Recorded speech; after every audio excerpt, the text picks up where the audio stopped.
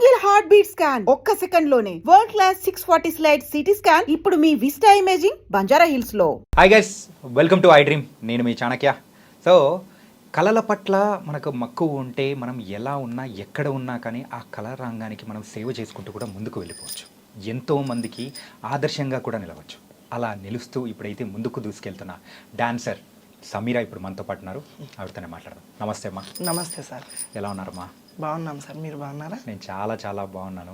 మా I dream so ఆఫీస్కి కూడా వచ్చేసారు, మాకు ఇంటర్వ్యూ ఇస్తున్నారు. ఇది మాత్రం మాకు చాలా హ్యాపీగా కూడా అనిపిస్తుంది. Thank you sir. Yeah, Sameera sir, మీరు ఒక డాన్సర్గా అయితే ప్రస్తుతం మరి ముందుకు దూసుకెళ్తున్నారు. అవును సార్. సో అది కాకుండా ఏంటంటే ఒక డాక్టరేట్ సాధించడం అనేది కూడా చాలా కష్టం. సో మీరు ఆ డాక్టరేట్ అనేది కూడా సాధించుకొని ఎంతోమందికి ఆదర్శంగా కూడా ముందుకెళ్తున్నారు. అవును సార్. అది ఎలా సాధ్యం? చెక్క భజన నుంచి సార్. నేను చెక్క భజన అంటే నా ప్రాణం సార్.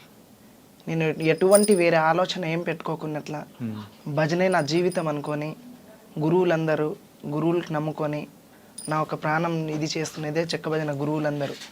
వాళ్ళ నుంచి నన్ను ఆదరిస్తున్న యూట్యూబర్స్, ఇన్స్టాగ్రామ్స్, నా ఫాలోవర్స్ అందరి నుంచి నేను ఈ పేరు సంపాదించుకొని వాళ్ళు ఆదరిస్తున్నందుకు నేను డాక్టరేట్ సంపాదించుకున్నాను సార్. కేవలం ఒక డాక్టరేట్ అంటే పర్లేదు, కానీ సో 2 డాక్టరేట్లు, అది కూడా ఏంటంటే ఊరికే ఎవరికి పడితే వాళ్ళకి డాక్టరేట్ అనేది కూడా ఇవ్వరు. మీరు ఆ కళారంగానికి చేస్తున్న సేవను దాని తగ్గట్టు కూడా ఇచ్చారు. అండ్ ప్రస్తుతం అయితే సో మీ వీడియోస్ కానీ ఇవన్నీ మేము చూస్తూ ఉంటాం. సో మీరు ఒక ట్రాన్స్జెండర్గా తర్వాత మారిన తర్వాత అయినా కానీ సో ఈ రంగంలోకి మెయిన్గా ఒక డాన్సర్గా రావడానికి గల రీజన్స్ ఏంటి? ఇట్లా మేము పల్లెటూరులో పుట్టినాం సార్. ఏ ఊరమ్మా? మాది గుత్తి పక్కన విలేజ్ గుండాల తాండా సార్. గుండాల తాండా, ఎర్రగుడి గుండాల తాండా. ఓకే. అట్లా ప్రోగ్రామ్స్ ఉండే చెక్క భజన, అట్లా అక్కడ ప్రోగ్రామ్స్ మేము చూసేకపోయి పలాని డాన్సర్గా మేము తయారు కావాలి, ఇదే ఎట్లా ఉండాలి, నేను డాన్సరే కావాలనే పట్టుబడి నేను ఆ ప్రోగ్రామ్ చూసి నేను కూడా ఇట్లా ఇంతమంది జనాల్లో నేను కూడా కనబడాలి కదా అనే పట్టుతో నేను ప్రోగ్రామ్ నేర్చుకున్నాను సార్. కానీ ఎప్పుడైనా కానీ ఒక కళారంగం వైపు వెళ్తున్నాము అంటే తల్లిదండ్రులు ఖచ్చితంగా ఎందుకు మనకెందుకు, యూజువల్గా అయితే మా పల్లెటూర్లలో కానీ టౌన్లలో ఉన్న తల్లిదండ్రులు ఎలా ఉంటారు, వాళ్ళ ఆలోచన విధానం వేరుగా ఉంటుంది. అవును సార్. సో వాళ్ళు ఏమైనా అబ్జెక్షన్ చెప్పడం అట్లా ఏమన్నా ఉందా? అది అని నేను నా స్వతంత్రంగానే నేను ఇట్లున్నాను కదా, ఎందుకు ఇట్లనే నా పేరు ఎందుకు ఇది చేసుకోవాలా, నా తల్లిదండ్రులకి నేను ఇట్లా నేను పేరు పోగొట్టేసినాను, నేను ఒక స్థాయిలో ఉండాలా అనే ఆలోచనతో నేను ప్రోగ్రాంలు పట్టుకునేసినాను సార్. ఓకే. సో అలా పట్టుకొని మరి ముందుకెళ్తున్నారు. అవును సార్. యా, కానీ మీకు అంటే ఏ ఏజ్లో తెలిసిందమ్మా మీరు ఇట్లా అని చెప్పేసి? నాకు ఒక 13-14 ఇయర్స్లో సార్. 13-14 ఇయర్స్. సో యూజువల్గా అయితే ఇలా అనేటప్పటికీ ఖచ్చితంగా తల్లిదండ్రులు కానీ చుట్టూ ఉన్న బంధువుల విషయాలకు వచ్చేటప్పటికి ఖచ్చితంగా అబ్జెక్షన్లు, గొడవలు, తిట్లు అన్నీ ఉండనే జరిగినాయి సార్ అవి. మరి ఇలా మారడానికి గల రీజన్ ఏమనిపించింది, ఎలా మారారు? హార్మోన్స్ ప్రాబ్లం నుంచి మారిపోయినాం. కానీ అంటే ఆపరేషన్ చేయించుకోవడం అనేది కూడా జరిగింది కదా? అవును సార్. నాకు ఒక 14 ఇయర్స్ ఉన్నప్పుడే నేను ఆపరేషన్ చేయించుకున్నాను. అట్లే ఈ జన్మలో ఉన్నాను కదా, ఎందుకు ఇట్లనే ఉండాలా అని ప్రోగ్రాంలు నా ఇంట్రెస్ట్ అంతా, నేను అంతే ప్రోగ్రామ్, నా చెక్క భజనే నా కళ, నా జీవితమే కళకు దారిపోసేసినాను సార్.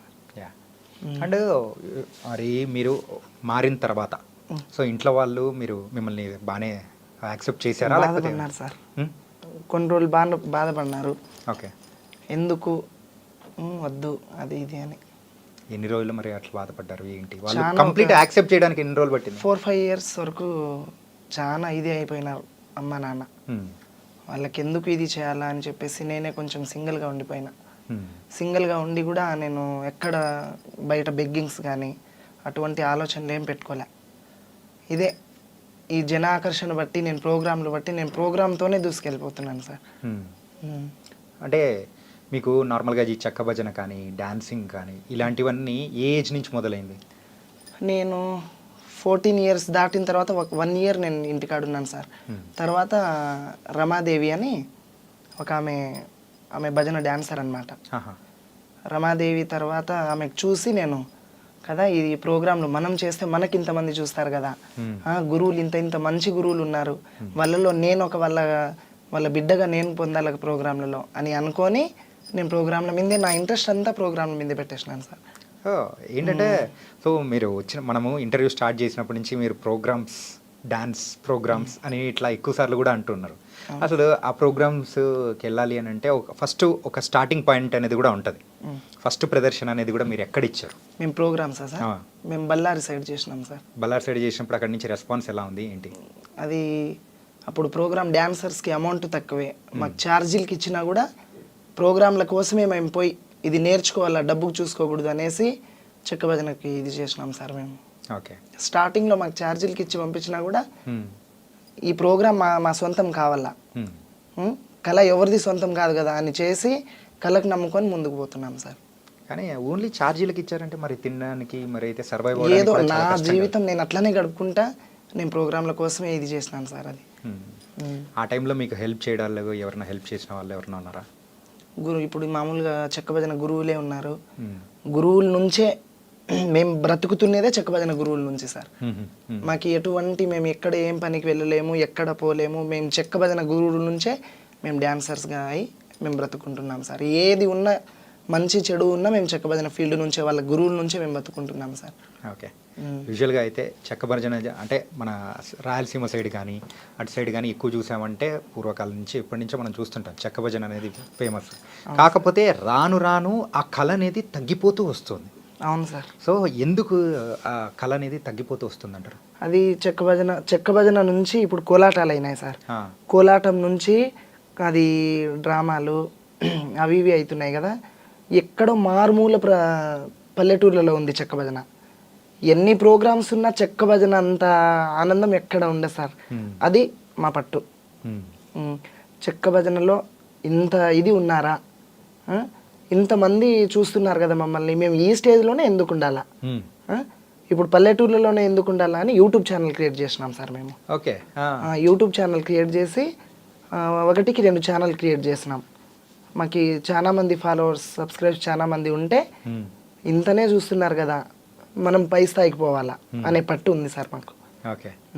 కానీ మరి ఎవరో అంటే మరుగున పడిపోయిన కళ. అవును సార్. దాన్ని మళ్ళీ ఇప్పుడున్న వాళ్ళకి చూపిస్తూ ఉంటే వాళ్ళ దగ్గర నుంచి వస్తున్న కామెంట్స్ కానీ అంటే అప్రిసియేషన్స్ కానీ ఎలా అనిపిస్తుంది? అప్పుడు డాన్సర్స్ లేనప్పుడు కూడా చెక్క భజన అంటే అందరికీ తెలిసినది. డాన్సర్ ఉన్నప్పుడు ఇప్పుడు గురువులు మంచి మంచి గురువులు తయారైనారు, మంచి మంచి డాన్సర్స్ తయారైనారు. ఈ భజన పెడితే ఈ డాన్సర్స్ వస్తారు, ఊర్లలో ఇంత ఇది ఉంటుంది కదా, ఇంత ఎంకరేజ్మెంట్ ఉంటుంది వీళ్ళు వస్తే అన్నట్ల డాన్సర్కు విలువనే, ఒక గురువుకు విలువనే. చెక్క భజన నుంచి ఎన్నో ప్రోగ్రామ్స్ వచ్చినా వాళ్ళకి ఆలోచన వస్తుంది అనమాట, పలానా ఆ గురువుకు పిలిస్తే ఆ డాన్సర్ వస్తుంది, ఈ భజన సక్సెస్ అవుతుంది అన్నట్ల సార్.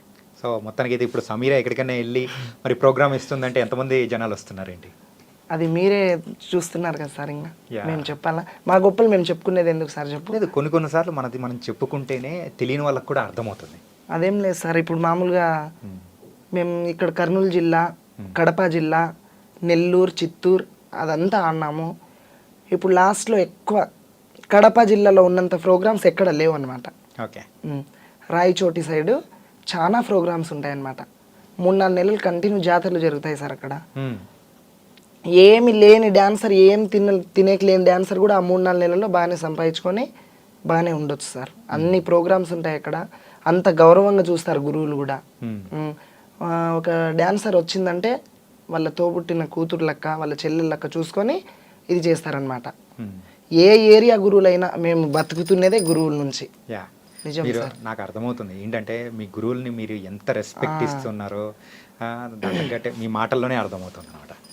అండ్ అది కదమ్మా, ఏంటంటే యూజువల్గా చెక్క భజన కానీ ఏదైనా ఏ కళారంగం అనేది కూడా తీసుకున్నా కానీ సో మగవాళ్ళు ఆడవాళ్ళు అట్లా అని చెప్పేసి ఉంటుంది. కాకపోతే ఇలా మరి థర్డ్ జెండర్ వాళ్ళు వస్తున్నారు అని అంటే అలా లోపల ఉన్న వాళ్ళు కూడా మరి బాధ పెట్టిన విషయాలు కానీ ఇలాంటివన్నీ చాలా వరకు జరిగే ఉంటాయి కదా. మాకి అలాంటి బాధలు ఎప్పుడు మాకు చూపిలాగా ఇప్పుడు మాకు పిలుస్తున్న వాళ్ళే కదా మాకు బాధ పెట్టాల్సింది. అవును. మాకు అట్లా చూడలే సార్, అందరికీ సమానంగా చూసినారు వాళ్ళు. ఏదన్నా ఒక మనిషి మాకు ఇట్లా బాధ పెడుతుంటే కదా మేము బాధపడుతున్నాము అనే ఈ కళలో మేము పోతున్నామంటే వాళ్ళు ఎంకరేజ్ చేస్తేనే మేము పోతాం. మేము ఒక్కరే మేము సాధించుకోలేము కదా సార్. గురువులు ఉండాలా, మా గురువుల తరపున నుంచి మాకు ఎంకరేజ్ చేసే ప్రజలు ఉండాలా. ఆ ప్రజల నుంచి మేము ఈ స్థాయికి పోతున్నాం సార్. ఓకే. ఆ. మొత్తానికైతే మిమ్మల్ని అంత అంటే అలా అట్లా ఎంకరేజ్ చూసుకుంటారు చేశారు సార్ కాబట్టి వాళ్ళు. ఈ డాన్సర్ ఇట్లా, ఈ డాన్సర్ ఇట్లా అని చూడరు అనమాట. మాకు ఎటువంటి అందరినీ ఒకటే మాదిరిగా చూస్తారు వాళ్ళు. ఓకే. ఉమ్. కానీ ఏంటంటే మీరు ఎంతో మందికి ఇన్స్పిరేషన్ అమ్మా. ఏంటంటే సో అటు సైడ్ ఉన్న వాళ్ళైతే ఎన్నెన్ని అంటే అకృత్యాలు కానీ కొన్ని జరుగుతూ ఉన్న సిచ్యువేషన్స్ కానీ బయట వాళ్ళని మనం చూస్తూ ఉంటే కొన్నిసార్లు జాలి అనిపిస్తుంది. కానీ వాళ్ళతో మాకు సంబంధం లేదు అని అనుకొని మీరు మీకంటూ ఒక సొంత పాత్ అనేది క్రియేట్ చేసుకుని వెళ్తున్నారు చూసారా. అవును సార్. సో అట్లాంటి వాళ్ళకు మీరేం చెప్పాలనుకుంటున్నారు? సార్ అలాంటి వాళ్ళకు మీరేం చెప్పాలనుకుంటున్నారు?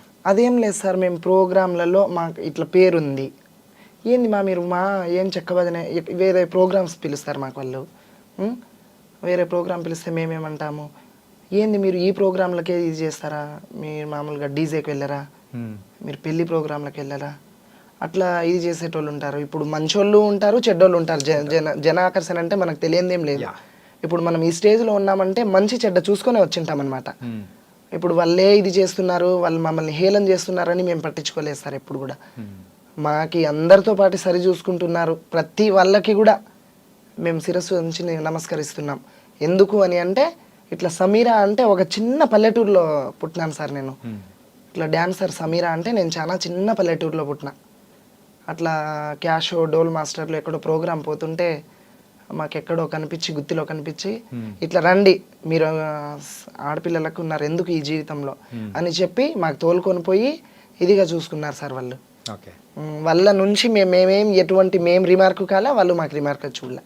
సో ఇప్పటివరకు అట్లాంటి వివక్ష కానీ ఎక్కడ ఏం మీకైతే ఎదురు కాకుండా లేదు సార్.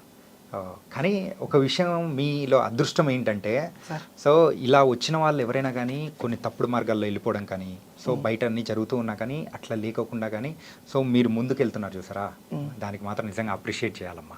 Thank you sir. నిజంగా సూపర్. అండ్ సో ఇప్పుడు మీరైతే ఒక కళారంగానికి మీరైతే సేవ చేసుకుంటూ మరి ముందుకెళ్తూ ఉన్నారు. సో ఒక గోల్ అనేది ఉంటుంది. సో నేను ఎప్పటికైనా కానీ అలా నిలబడాలి, సో ఆ స్థాయిలో ఉండాలి అని చెప్పేసి పక్కా అనుకుంటారు. మీకు కూడా అదే అంటే ఒక గోల్ కానీ ఆ స్థాయిలో నిలబడాలని ఉంటుంది కదా, సో అది ఏంటి? ఆయన భిక్షు నాయక్ అని ఉన్నారు, మంగ్లీ మా అత్త కూతురు సార్, ఆమెకు తీసుకొచ్చిన ఆయన భిక్షు నాయక్. ఓ మంగ్లీ గారు మీ అత్త కూతురా? ఓకే. ఆయన డైరెక్టర్ మురళీ మధు అన్న వాళ్ళు ఉన్నారు కదా, వాళ్ళతో ఫోన్ మాట్లాడించి నాకు ఇట్లా మీరు ఈ విధంగా ఉన్నారు కదా, మీరు టీవీలోకి వచ్చే ఛాన్సెస్ ఉంటాయి, రావాల మీరు అని అంటే, మేము చిన్న కళాకారిని మాకెట్లుంటా సార్ అని నేను అడిగినాను. లేదు మీ దాని గురించి మీరే చెప్పుకోవడం ఎందుకు, మీరు రండి హైదరాబాద్కి అని చెప్పి ఇంటర్వ్యూకి పిలిచింటే మేము ఒక్కసారి వచ్చి దీనిల గురించి తెలియజేసుకుంటున్నాం సార్. మా గోల్ అనేది అదే, ఆ స్టేజ్లోనే ఎందుకు ఉండాలి, కొంచెం పై మెట్టు రావాలనే ఒక ఇది ఆశ సార్ మాకు. ఆశ ఏంటంటే మనం ఒక కళలు కనాలి, ఆ కళలు నెరవేర్చుకోవాలంటే ఆ పట్టుదల కూడా ఉండాలి. కానీ అది మీలో ఎక్కువగా కూడా ఉందమ్మా. Thank you sir. అండ్ అలాగే మన మంగ్లీ గారు మీ అత్త కూతురు అని చెప్పేసి అన్నారు కదా, సో తర్వాత ఇప్పుడైతే మంగ్లీ గారు అంటే ఒక ఫేమస్ సింగర్గా అయ్యారు, మీరు కూడా ఒక కళారంగం నుంచే ఉన్నారు. ఎప్పుడైనా మీట్ అవ్వడం కానీ మాట్లాడడం కానీ అవుతాం సార్. మామూలుగా ఊర్లోకి వస్తే ఆమె మా అత్త కూతురే సార్. వాళ్ళ తమ్ముడు శివ మాకు కాంటాక్ట్లో ఉంటాడనమాట, సత్య వాళ్ళ చెల్లెలు, మేమంతా మా అక్క వాళ్ళందరూ ఒక క్లాస్మేట్ అనమాట. ఓకే. మాకు తెలిసిపోతుంది అనమాట, వాళ్ళ అమ్మ నాన్నలు మా ఊరికి వస్తుంటారు, మా ఇండ్లకు వస్తుంటారు. అత్త కూతురు అంటే ఇంకా మాకు రిలేటివ్స్ కదా, తెలిసిపోతుంది సార్. మామూలుగా మాట్లాడతాం, కలుస్తాం, చేస్తాం. చెక్క భజన కానీ ఇలాంటివన్నీ చేస్తున్నారు. సో మీరు కూడా ఏంటంటే ఒక ముందుకు వెళ్ళాలి అని అనుకున్న వాళ్ళు, సో ఒక డాన్సర్గా ముందుకెళ్తున్నారు. ఒక ప్రైవేట్ ఆల్బమ్ సాంగ్స్ కూడా చేయాలని మీకు కూడా అనిపించి ఉంటుంది కదా? అనిపించి ఉంటుందంటే అంత ఇది ఉండదు కదా మనతో అనే భయం పుడుతుంది సార్ కొంచెం. ఇప్పుడు ఎప్పుడు చూడని దానికి చూసేకి వెళ్తే మనకు కొంచెం ఇది అవుతుంది కదా. సో ఏం లేదు, ఎందుకు అడుగుతున్నా అంటే ఆల్రెడీ మంచి సింగర్స్ మీ ఇళ్ళలోనే ఉన్నారు ఆల్రెడీ. మంగ్లీ గారు కానీ, సో వాళ్ళ చెల్లెలు సత్య గారు కానీ ఆల్రెడీ మంచి సాంగ్స్ పాడుతూ ముందుకెళ్తూ ఉన్నారు. మేము లంబాడి కదా సార్. అయితే ఉందమ్మా. సో ఒక కళారంగాన్ని ప్రోత్సహిస్తూ ముందుకెళ్తున్నప్పుడు అలా ఇలా అని ఏముండదమ్మా. సో ముందుకెళ్తూ ఉన్నారు హ్యాపీగా. ఏంటంటే సో మంగ్లీ గారితో కూడా ఒక సాంగ్ పాడిచ్చి కూడా మీరు డాన్స్ వేసి అట్లా ముందుకెళ్ళారంటే ఇంకా బాగుంటుందేమో అని కూడా అనిపించి అడుగుతున్నాను అనమాట. ఫ్యూచర్లో చేద్దాం సార్. యా, మనం అంత సక్సెస్, మన బతుకు బాగుంటే ఖచ్చితంగా సాధిద్దాం సార్. ఓకే. అండ్ మీకు డాక్టరేట్స్ అనేది కూడా వచ్చాయి. అండ్ సో ఒక డాక్టర్ మరి మీ పేరు ముందు కూడా ఒక డాక్టర్ అనేది కూడా పెట్టుకునేంత అర్హత అనేది కూడా సాధించుకున్నారు. అవును సార్. సో మీరు ఏం చదువుకున్నారు? నేను 9th క్లాసే చదువుకున్నాను సార్. 9th class. ఎందుకు ఆపేశారు చదువు అనేది ఇక్కడ? ఏదో నాకు ఇంట్రెస్ట్ పుట్టేలా, నా హార్మోన్స్ ప్రాబ్లం అయ్యి నేను అటు వెళ్ళిపోయినాను, కానీ చదువు అంటే నాకు ఇంట్రెస్ట్ లేదు సార్. ఓకే. చదువు అనేది ఇంట్రెస్ట్ లేకుండానే ఆపేసి ఈ కళారంగం వైపు తర్వాత. ఓకే, నైస్ మా. ఏంటంటే సో మీరు ఇంత చేస్తూ ముందుకెళ్తూ ఉన్నారు. సో కానీ ఏంటంటే ఆ డబ్బు విషయంగా పరంగా కూడా ఎక్కడో ఒక చోట మనకు పడిన బాధలు అనేది కూడా ఉంటాయి కదా ప్రోగ్రామ్స్ లేని టైంలో. అవును సార్. సో స్టార్టింగ్ మీ కెరియర్ స్టార్టింగ్లో కూడా సో డబ్బు లేకుండా ఇబ్బంది పడిన సందర్భాలు కానీ అట్లా ఏమైనా ఉన్నాయా? దండిగా ఉన్నాయి సార్. ప్రోగ్రాంలు జరగవు. ఇప్పుడు కరోనా టైంలోనే ఎక్కడ లేకోకుండా ఎట్లా కూర్చునేసినాం ఇంటికాడే. అవునా? బయటికి తిరిగే సిచ్యువేషన్లో లేము ఇప్పుడు, మీకైనా మాకైనా. ప్రోగ్రాంలు లేకోకున్న టైంలో నేను బయటికి ఎక్కడ పోలేదు సార్. మామూలుగా తల్లిదండ్రి మీదే ఆధారపడి బతికిన.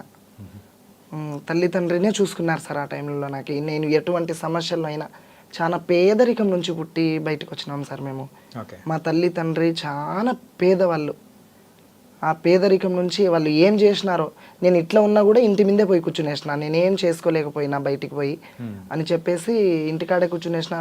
అమ్మ నాన్ననే చూసుకున్నారు సార్ నాకు ప్రతిదీ. కానీ ఇప్పుడు వాళ్ళని ఎవరు చూసుకుంటున్నారు? నేనే చూసుకుంటున్నాను. అంతే కదా. ఇప్పుడు మన దగ్గర లేని టైంలో మనకు గుర్తొచ్చేది తల్లిదండ్రులే. అవును సార్. అలాంటి టైంలో మనకు బాగున్నప్పుడు మనం చూసుకోవాల్సింది ఎవరిని? వాళ్ళనే చూసుకుంటున్నా సార్. ఏదో నా అయిన కాటికి నేను కష్టపడి చూసుకుంటున్నా. యాజ్ ఎ డాన్సర్గా అయితే మీ కెరియర్ని మలుచుకొని మరి ముందుకెళ్తున్నారు. కాకపోతే మనల్ని ఎంత ఆకాశానికి లేపే వాళ్ళు ఉంటారో తక్కువ రాయితో కొట్టే వాళ్ళు కూడా ఉండే ఉంటారు, విమర్శించేవాళ్ళు. అవును సార్. సో అలాంటి విమర్శలు కొన్ని మనం విన్నప్పుడు కూడా బాధపడి అక్కడే ఆగిపోయిన సందర్భాలు కూడా ఉంటాయి. ఖచ్చితంగా ఉన్నాయి సార్. సో మీ లైఫ్లో కూడా అట్లాంటిది ఏమన్నా? మామూలుగా ఈ కళారంగంలోనే నా ముందు గొప్పలు చెప్పుకొని సమీర ఇట్లా, సమీర అంటే అట్లా, సమీర వస్తే ఇట్లా అని చెప్పి నేను వెళ్ళిన తర్వాత వాళ్ళతో ఒక మాట చెప్పి వాళ్ళు వచ్చి నా ముందర చెప్పి నేను ఏడ్చుకొని ఉన్న రోజులు, వాళ్ళ కోసం నేను ప్రోగ్రాంలు ఆపుకున్న రోజులు చాలా ఉన్నాయి సార్.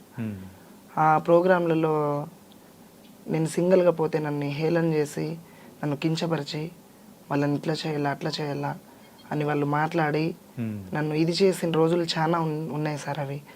అయినా నేను దానిలోకి ఇది అనుకోకుండా చేసిన వాళ్ళు నా వాళ్ళే, చేయని వాళ్ళు నా వాళ్ళే అని అనుకొని అందరినీ నా వాళ్ళే అని అనుకొని ముందుకు పోతున్నాం సార్ మేము.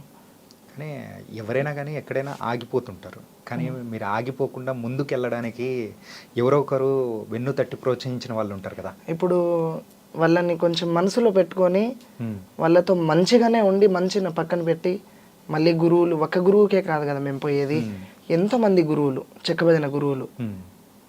మేము డాన్సర్స్ చాలా మంది ఉన్నాము, గురువులు మేము డాన్సర్స్ ఒక 100 మంది ఉంటే 1000 మంది గురువులు ఉన్నారు సార్.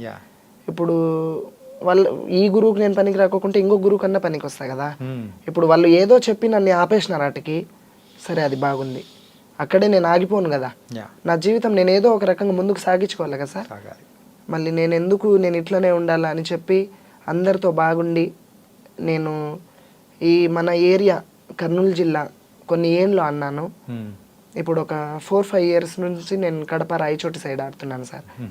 అక్కడ కంటిన్యూ ఒక గురువుకే పోతున్నా అనమాట నేను. మీరు స్టార్టింగ్ నుంచి గురువులు అని చెప్పేసి మీకు ఎక్కడున్నా కానీ సపోర్ట్ ఇచ్చారని చెప్పేసి అంటున్నారు. మరి అంత సపోర్ట్ ఇచ్చిన గురువులు ఎవరు, ఏంటి? ఇప్పుడు ఒక్కరు అని కాదు సార్, ఇప్పుడు అందరికీ నేను పనికొచ్చే డాన్సర్నే. డాన్సర్ అంటే ప్రతి ఒక్క గురువుకి పనికొచ్చేటోళ్ళే. అందరు గురువులు సపోర్ట్గా, మా కళాకారుల కుటుంబం చాలా ఒక తల్లి బిడ్డలుగా ఉంటాం సార్ మేము. ఒకరు ఏదైనా ఇబ్బంది వచ్చినా మేమందరం ఒక గ్రూప్ అనేది ఉంటుంది మాకి. పలాని మనిషికి ఇబ్బంది ఉంది, పలాని మనిషి ఈ సిచ్యువేషన్లో ఉంది, ఆ మనిషికి మనం అందరం సహాయం చేసుకోవాలా అని చెప్పి మాట్లాడుకొని మేము డాన్సర్లు, మేము గురువులు అందరు చాలా మంది కలిసి మేము తోచిన కాటికి సహాయం చేసుకొని మేము అందరం ఒక తల్లి కుటుంబం లెక్క మేము గడుపుకుంటాం అనమాట. ఇప్పుడు పలానా ఒక మనిషి బాగలేదు మంచంలో ఉన్నాడు అని అనుకో, ఆ మనిషితో పోయి మేమందరం కలిసి మేమందరం డిసైడ్ చేసుకుంటాం అనమాట. ఒకసారి పలానా మనిషి దగ్గర మనం పోవాలా అట్లా అని. నాకు ఏదైనా ఇబ్బంది ఉందనుకో నేను గ్రూప్లో పెడతా, నాకు ఈ పరిస్థితి నాకు బాగలేదు సార్ అని. అట్లాంటి రోజులు చాలా ఉన్నాయి, నాకు చాలా హెల్ప్ చేసిన రోజులు ఉన్నాయి సార్. నాకు ఈ గురువు సరిగ్గా చూడలేడు అని నేను చెప్పలే, ఏదో సమయం సందర్భం బట్టి ఇప్పుడు ఇట్లా జరుగుతున్నాయే తప్ప ఫస్ట్ నుంచి ఇట్లా లేదు సార్. చాలా ఒక ఐక్యమతంగా ఉండి మేము భలే బాగా ఉండిపోయినాం సార్ అందరం. ఓకే. కానీ ఇంతకు మీకు సమీరా అని పేరు ఎవరు పెట్టారు? సమీరా అని పేరు నాకు కళారంగంలో వచ్చిన పేరు సార్ అది. ఆహా.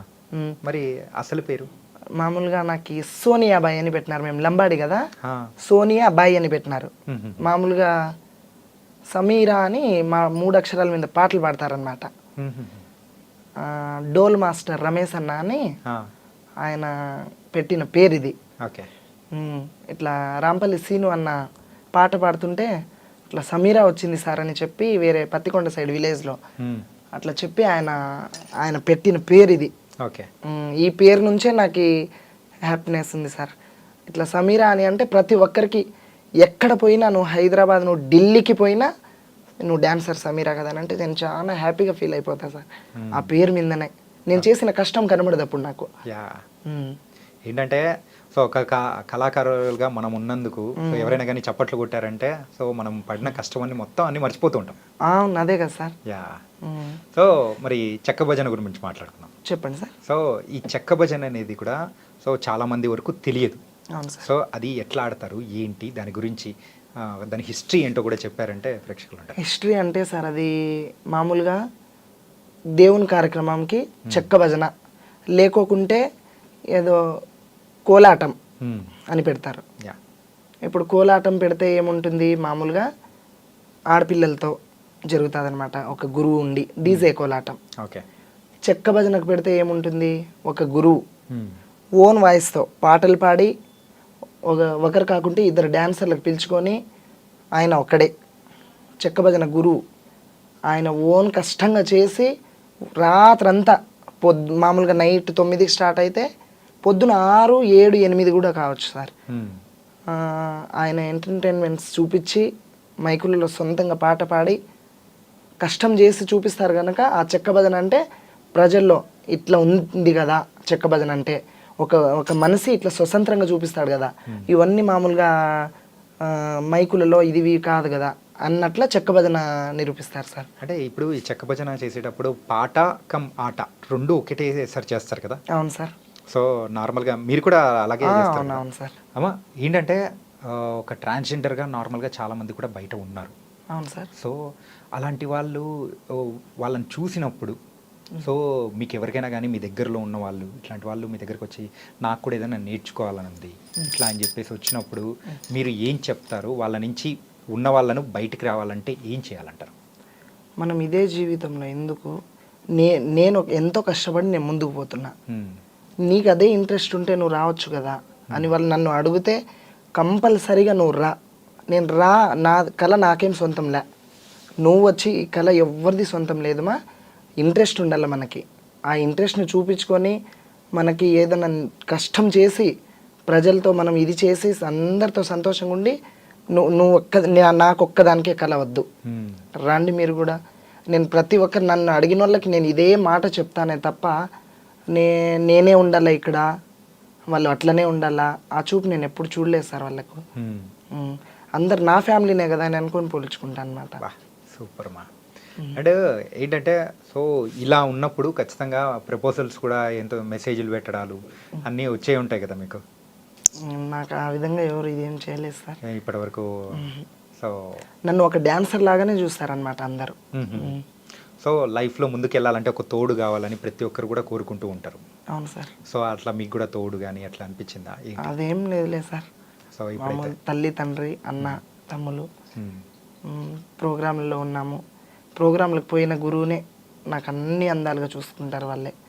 అదే తోడు సార్ నాకు ఎటువంటిది ఏం వద్దు. ఓకే. సో మొత్తానికైతే సో మీ లైఫ్ని ఇలా లీడ్ చేసుకుంటూ కళలకే సో అంకితం చేయాలని చెప్పేసి అనుకుంటున్నారు అన్నమాట. అవును సార్. ఓకే. సో మన ప్రేక్షకులకు కానీ సో ఎవరైనా మీ ఇన్స్టాగ్రామ్ కానీ లేకపోతే వాళ్ళ ఫాలోవర్స్ అందరూ ఉంటారు కదా, సో అక్కడ కొన్ని చెప్పలేకపోయినది ఇక్కడ మన ఈ వేదిక ద్వారా చెప్పాలనుకుంటుంది ఏదైనా ఉంటే చెప్పండి అమ్మా. నన్ను వాళ్ళు ఇప్పుడు నేను మామూలుగా ఇన్స్టా లైవ్ పెడితే సడన్గా నాకు 1000 మంది 2000 మంది ఫాలోవర్స్ వచ్చేస్తారు. ఇట్లా ఎంతో మంది నన్ను యాడ్ చేయని అంటారు. ఆ ఇన్స్టా లైవ్లో వాళ్ళకి చూసి వాళ్ళు మాట్లాడే మాటలకి ఆ సంతోషం తట్టుకోక, ఇది కదా నేను పేరు సంపాదించుకునేది, ఇది కదా ఈ పేరుతోనే ఉండకూడదు, నాకు ఆ సంతోషం చాలు, బయట జనాల నుంచి నేను ఇంత ఉన్నాను కదా అనే ఆలోచనతో నాకు ఎంతో హ్యాపీనెస్గా ఫీల్ అయిపోతా సార్. నా ఇన్స్టా నాకు ఇన్స్టా వల్లే కాదు, నా ఫేస్బుక్, నా ఇన్స్టా ఫ్యామిలీ, నా యూట్యూబర్స్ వాళ్ళందరి నుంచి నేను ఈ పేరు సంపాదించుకున్నాను. నేను ఒక్కదాన్నే కష్టం చేసి సంపాదిలా సార్. ఓకే. నన్ను వాళ్ళు ఆదరిస్తేనే నేను ముందుకు పోతాను. నేను ఎంత ఉన్నా కూడా నేను ఈడ ఆడదాన్ని ఇక్కడే ఆడుతుంటా. ఒకరు చూసి నన్ను వాళ్ళు ఇది చేస్తే ఎంకరేజ్ చేస్తేనే కదా సార్. యా. అండ్ ఇప్పుడు మీ లైఫ్ ఏదైతే ఉందో, సో ఈ సోషల్ మీడియాకి రాకముందు ఎలా ఉంది, వచ్చి మీరు దానిలోకి ఎంటర్ అయిన తర్వాత ఎలా ఉంది? ఈ ప్రోగ్రాంలు చేసి ఈ సోషల్ మీడియాలోకి వచ్చిన తర్వాతనే మా లైఫ్ చాలా బాగుంది సార్. అంతకుముందు మేము చాలా పేదరికంగా బతికినాం సార్. అంటే ఇప్పుడు ఈ సోషల్ మీడియా ద్వారా మీకు అంటే డబ్బులు సంపాదించుకునే మార్గాలు పెరిగాయంటారా, లేకపోతే ఎలా? సోషల్ మీడియా నుంచే కాదు, మేము చేస్తున్న కష్టం నుంచి ఈ సోషల్ మీడియాతో మా పేరు పక్కకు పోయి ఈ స్టేజ్లోనే కాదు, ఈ జిల్లానే కాదు, ఇంకొక జిల్లాలో కూడా పలానా డ్యాన్సర్ రావాలా, ఈ ప్రోగ్రామ్ హైలైట్ ఉంటుంది, పలానా గురువే రావాలా. ఇప్పుడు మేము చేయాలంటే ఇట్లా రాయచోటి అశోక్ సమీరా ఉంటే ఈ ప్రోగ్రామ్ చాలా బాగుంటుందన్నమాట అని వాళ్ళు అడిగిన వాళ్ళ కాడపోయి వేరే వాళ్ళు చెప్పడం ఉంటుంది, చాలా ఉంటాయన్నమాట. అయినా అందరం ఒకటే అని కలిసికట్టుగా వెళ్ళిపోతాం ప్రోగ్రాంలలో మేము. ఓకే. మీరు ఇప్పటివరకు చేసిన ప్రదర్శనలలో మీకు బాగా హైలైట్ అనిపించింది, అరే నేను చేస్తున్నా కానీ ఇంతమంది వచ్చారా అని అనిపించిన ప్రోగ్రామ్ ఏదైనా ఉందా, మీకు గుర్తుండిపోయే ప్రోగ్రామ్? అందరితో కలిసి మేము అందరితో ఒకేలా చేస్తాం సార్ ప్రోగ్రామ్. ఈ గురువుకి ఇట్లా, ఈ గురువుకి అట్లా మేము చేయమన్నమాట. పర్టికులర్గా ఒక ప్లేస్లో మీరు వెళ్ళి ప్రదర్శన ఇచ్చేటప్పుడు కానీ, సో ఇప్పుడు ఫర్ ఎగ్జాంపుల్ రాయచోట్లో నేను వెళ్ళినప్పుడు అన్నా ఇట్లా చాలామంది వచ్చారు, ఇలా జరిగింది, సో నా లైఫ్లో ఇలా జరుగుతుందని అనుకోలేదు అని సందర్భాలు ఉంటాయి కదా. అవును సార్. సో అలా మీ లైఫ్లో గుర్తుండిపోయిన సందర్భం ఏదైనా? అదేం లేదు సార్, ఇక్కడ మామూలుగా ఇక్కడ ఆడుతున్నాను, రాయచోటి సైడ్ పోయినాకనే ఆ పేరు అనేది కొంచెం ఇది అయిపోయింది నాకు. ఈ అన్ని జిల్లాల్లో ఆడుతున్న కడప జిల్లా ఎక్కినాకనే కొంచెం ఆ జిల్లాలో ఆడుతున్నప్పుడే ఈ టీవీలలో రావడం, ఈ ఇంటర్వ్యూలు ఇవ్వడం అట్లా స్టార్ట్ అయింది. అక్కడ ఏమంటే సార్ ప్రోగ్రాంలు కాంబినేషన్స్ ఉంటాయన్నమాట, పోటీలు జరుగుతాయి, భజనలు. పోటీలు కూడా జరుగుతాయి అందులో? ఓకే. మామూలుగా ఒక జాతర జరుగుతుంటే 10-15 భజనలు ఉంటాయి. ఇప్పుడు మేము ఇక్కడ ఆడుతుంటే ఇంకొక భజన వచ్చి మాకు ఇక్కడ పోటీ పెట్టుకుంటారు, కోలాటం వాళ్ళు వచ్చి మాకు ఇక్కడ పెట్టేస్తారు, ఇంకొక భజన ఇక్కడ పెట్టేస్తారు, మధ్యలో మేము ఉండిపోతాం. వాళ్ళలో జయించుకొని రావాలా, ఇక్కడ జయించుకున్నాం కదా మేము, సాల్ మాకు ఇదే అన్నట్లుగా ఉంటుంది అనమాట మాకు. ఓకే. సో అట్లా జయించుకుంటూ కూడా ముందుకు వెళ్ళిపోతున్నారు అనమాట. అంటే భజనలలో కూడా ఇలా పోటీలు ఉంటాయని మాకు తెలియదు అనమాట. చాలా ఉంటాయి సార్. ఎంత పోటీగా ఆడినా కూడా మేము ప్రోగ్రామ్ అయిపోతే, ప్రోగ్రామ్ వరకు ఎవరి ప్రోగ్రామ్ వాళ్ళు సక్సెస్ చేసుకోవాలనే ఉంటాం కదా. ఇప్పుడు ప్రోగ్రామ్ అయిపోతే మేము అందరం ఒక తల్లి పిల్లలాగే అందరం కలిసి ఎవరి ఇళ్ళకి వాళ్ళు వెళ్ళిపోతాం అనమాట. అది మాత్రం జరిగేదమ్మా. సో మొత్తానికైతే కొత్త కొత్త విషయాలు కానీ మాతో చాలా చక్కగా షేర్ చేసుకున్నారు. అండ్ అసలు డాన్సర్ సమీరా అంటే ఏంటి, ఎక్కడి నుంచి వచ్చారు అనేది కూడా మా ప్రేక్షకులకి చాలా చక్కగా వివరించారు. So thank you so much మా. Thank you sir. Yeah. So స్వశక్తి ఉంటే మనం ఎక్కడి నుంచైనా ఏదైనా సాధించగలము అని చెప్పేసి మరి ఇక్కడ సమీరా గారు కూడా చెప్పేశారు. సో అది కూడా 2 డాక్టరేట్లు కూడా తను తెచ్చుకున్నారనమాట. సో ఇలాంటి గొప్ప వ్యక్తిని చూసి ఎంతోమంది కూడా మారాలని కూడా తను అనుకుంటున్నారు, మనం అందరం కూడా కోరుకుందాం. సో గైస్, ఇది వాళ్ళ ఇంటర్వ్యూ. మరో ఇంటర్వ్యూతో మళ్ళీ కలుద్దాం. అంతవరకు take care. This is your Chanakya. C